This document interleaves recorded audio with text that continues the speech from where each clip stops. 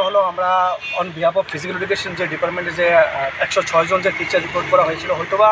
খবরটা আপনারা সবাই জানেন। তো ব্যাপারটা হলো আজকে আমরা মেইন যে মোটো হলো আজকে আমরা গেট টুগেদার হওয়ার একটাই মোটো ছিল যে আমরা জিনিসটা জানতাম যে 3 মাস হয়ে গেছে আমরা অ্যাপয়েন্টমেন্ট লেটার আমরা সাবমিট করা হয়েছে ডিপার্টমেন্টে, বাট স্টিল এখন পর্যন্ত কোনো আমরা জয়েনিং নিয়ে কোনো আপডেট আমরা পাইতেছি না। আমরা দপ্তর তরফ থেকে আমরা বারবার আমরার মধ্যে বিগত 3 মাস ধরে কন্টিনিউয়াসলি তাদের কাছে আমরা পাইতেছি যে আমরা জানতাম যে কবে আমরা জয়েনিং দেবো, বাট স্টিল আমরা কোনো আপডেট পাই না। তারা একটাই কথা কয় যে পজিটিভ আছে, অ্যাপ্রুভাল দরকার, হেড থেকে অ্যাপ্রুভাল দরকার, হেড থেকে অ্যাপ্রুভাল, স্টিল এখনও পর্যন্ত আমরা কোনো উত্তর পাইতেছি না যে জিনিসটার লেগে আমরা আইছি। আর আজকের ব্যাপারে যে ঘটনাটা হইলো যে আমরা এখন হয়তোবা আপনারা জানেন যে ডাইরেক্টর স্যার চেঞ্জ হয়েছে, তো হয়তোবা আজকে টাইম লাগে আমরা দেখা করলাম যে স্যার কইলো যে 2 দিন হয়েছে তাই সিটে হয়েছে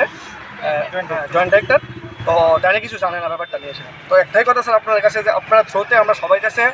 জিনিসটা পৌঁছাইতে চাই যে 3 মাস ধরে যখন একটা ডিপার্টমেন্টের অ্যাপয়েন্টমেন্টটা দেওয়ার পর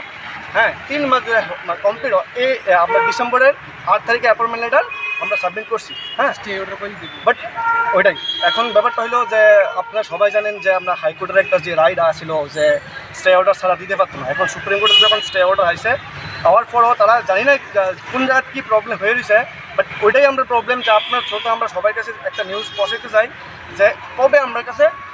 ওই নিউজটা আইব বা ওই আপডেটটা আইব যে আমরা জয়েনিংয়ের ব্যাপারটা নিয়ে সেটা আমরা জয়েন করতে পারবো।